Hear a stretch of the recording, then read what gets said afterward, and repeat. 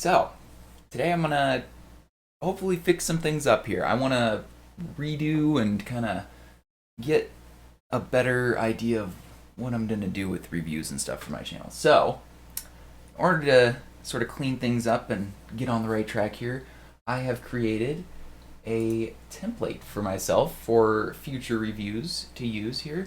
And basically, we have, of course, the name, the year, and the set number.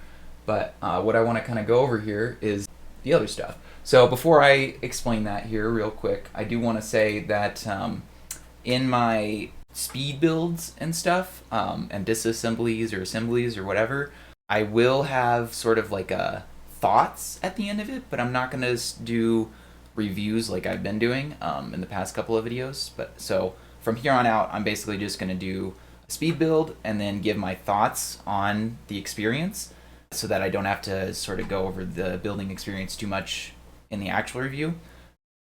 Regardless, the review will be going over all of these points. The speed builds will just be kind of my general thoughts and sort of a basic, like, cool, this is what it is. For this, I have 7 different categories to go through here. So the first one is playability and functionality. That's pretty straightforward, I think.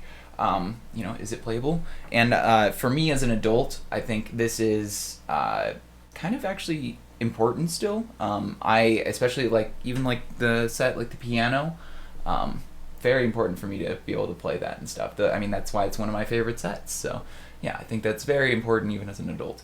Displayability and looks, at least for me anyway.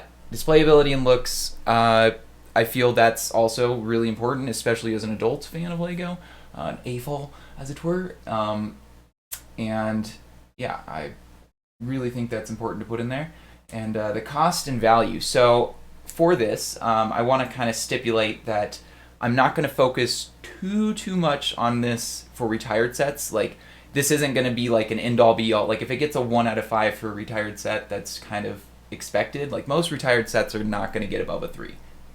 And that's just kind of how it's going to go. At least I expect, unless there's just a retired set that's like amazing, that keeps its value forever and like doesn't go way up or whatever.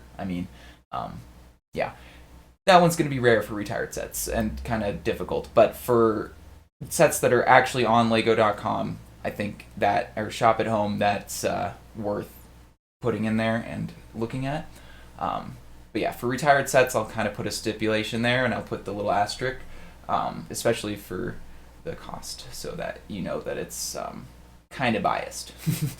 So difficulty and challenge, pretty straightforward again.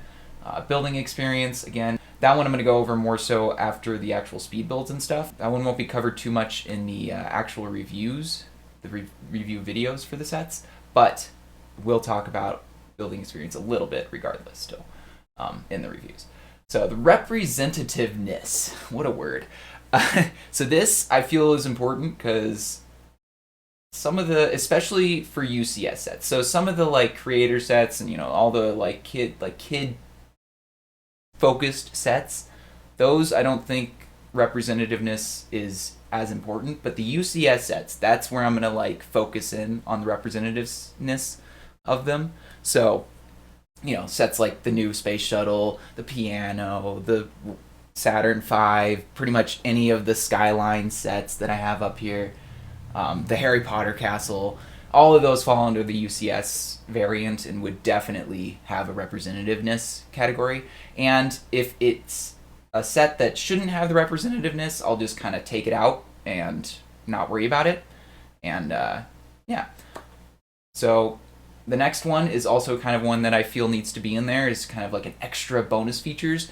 And I feel like a lot of sets actually have extra and bonus features that you don't notice until you build it and stuff. And the Pirates of Barracuda Bay has hidden little treasure chests and stuff. That's a hidden little bonus feature. And it has a whole ship that you can build from it. That's a huge hidden build feature, and that would get a 5 out of 5 on this, just as an example.